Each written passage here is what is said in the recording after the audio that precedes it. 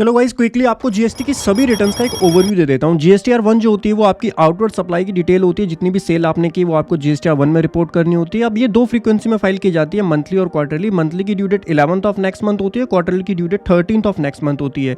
GSTR 1A के अंदर basically GSTR 1 में जो भी मिस्टेक आपने की है उसको ठीक करने के लिए आप जीएसटीआर 1A का यूज़ कर सकते हैं, बट उस मंथ की जीएसटीआर 3B से पहले आपको ये रिटर्न फाइल करनी होती है।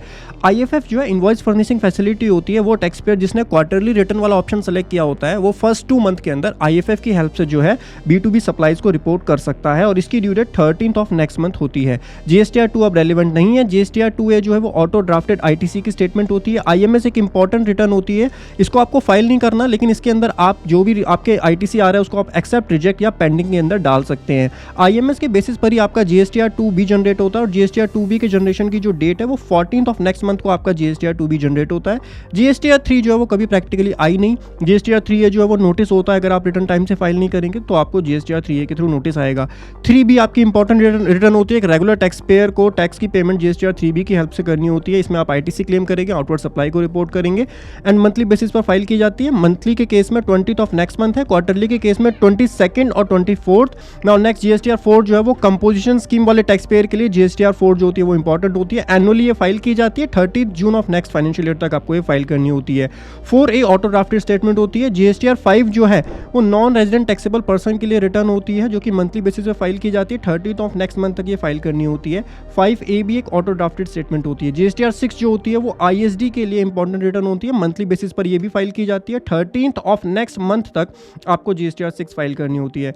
जीएसटीआर 6A भी आपकी जो है वो ऑटो ड्राफ्टेड फॉर्म होता है। जीएसटीआर 7 जो होता है वो TDS डिडक्टर के लिए एक रिटर्न होती है। जीएसटी का जो TDS डिडक्ट करते हैं मंथली बेसिस पर फाइल की जाती है, 13th ऑफ नेक्स्ट मंथ तक फाइल करनी होती है। जीएसटीआर 7A ऑटो ड्राफ्टेड जो है वो सर्टिफिकेट होता है TDS का।